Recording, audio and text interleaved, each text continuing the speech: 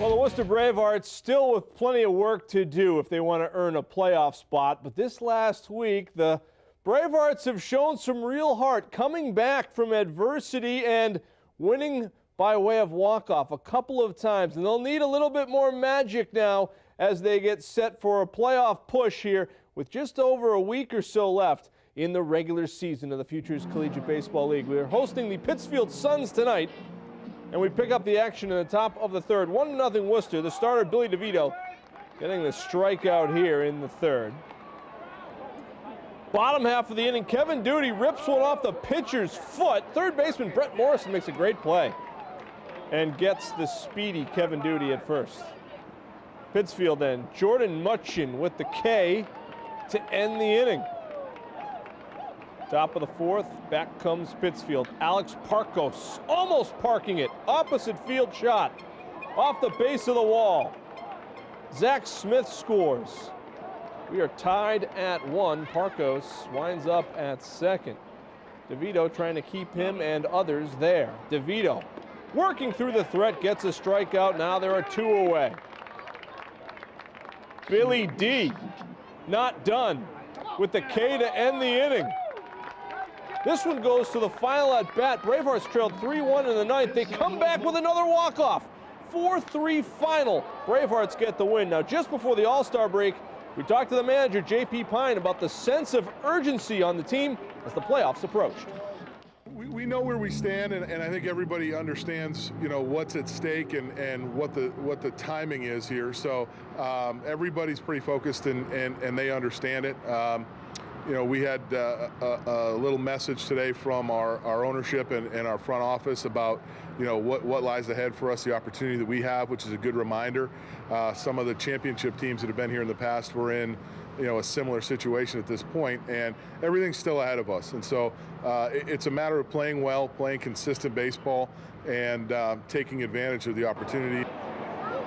General Manager Dave Peterson said to have been given a rousing speech in the clubhouse last week. They've been up and down since, but have won a couple. 3 out of 4 now, and a couple by walk-off. The Bravehearts looking good. And we have the Bravehearts tomorrow night, our final live broadcast of Bravehearts baseball this summer. They take on the Seacoast Mavericks, a team that can really rake. They can hit. They put up a lot of runs against Worcester already this week. Worcester looking for a little revenge. Friday night, our coverage beginning at 7 p.m. A couple of Millbury greats coaching the Summer League team in the Auburn Rec League Summer League hoops. It's Quabbin and Millbury in the semis. Sidney St. Jean with a 3 for Quabbin. Then Millbury's Shannon Reno drops a 3. You have to hit threes if you're a Reno, otherwise they don't let you in the house. Millbury's within 1. Emmy Cherry going for 2 for Millbury. Then it's Quabbin answering. Georgia Champagne off glass. Nice for the bucket. Quabbin crashing the glass. Michelle Riley with the board and the putback. Riley's a player. Panthers are up 3 at that point. Later, Champagne with the putback. Quabbin really attacking the glass, and the Panthers are up by 5. Millbury on the move. Reno to Caitlin Wilbur in transition for the hoop. Big game. We had an all-star officiating crew tonight, plus Freddie was there too. Freddie, we kid because we care, my man. Quabbin's Riley going to work in the paint. Panthers up by 5. Shannon Reno another 3. Millbury within 4 at that point. Riley had a nice night. Look at this move. Strong off the glass. One of these 2 teams is going to the finals next Tuesday. Should be a good one from the Auburn Summer League. All right, the Worcester Railers making more moves today, signing 2 potential stars, 2 guys that played college hockey at St. Lawrence University. They signed forward Woody Hudson and defenseman Brian Masella. 2 guys played at St. Lawrence. They both had stints in the ECHL last year, and now they join a roster of 8. They still have some work to do to get a full hockey team. Now, some of the guys that are already on this roster for Worcester have familiarity with the city of Worcester, and they're already more than at home here in Worcester. It's really exciting. You know, I actually played my first pro game in Worcester.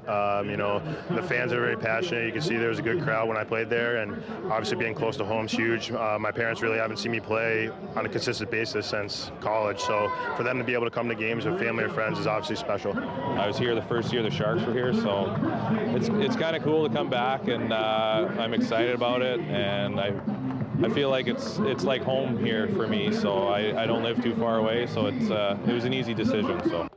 All right, Ashton Rome, he'll be the KG veteran on this roster, and the Railers get going October the 14th. Again, they still got some guys they need to sign before then.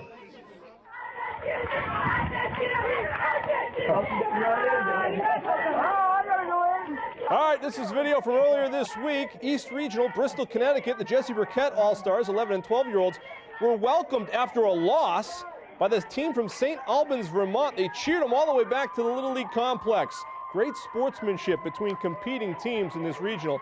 It's what youth sports really are all about. This is on Little League's Facebook page, this video, and it's already gotten more than 15,000 views. Now today, the senior regionals finishing up here in Worcester, New York, crowned the champions, so they are going to the World Series in senior softball. Jesse Burkett and Charlton both lost in the semifinal rounds. Congratulations, great run to them. And the Holden Little League, they won their first game, the boys, 11 and 12-year-olds, in the state championship tournament today. That's sports. That's our show tonight. For Andy Lacombe, I'm Catherine Andrioli. Thanks for watching Worcester News Tonight. Good night.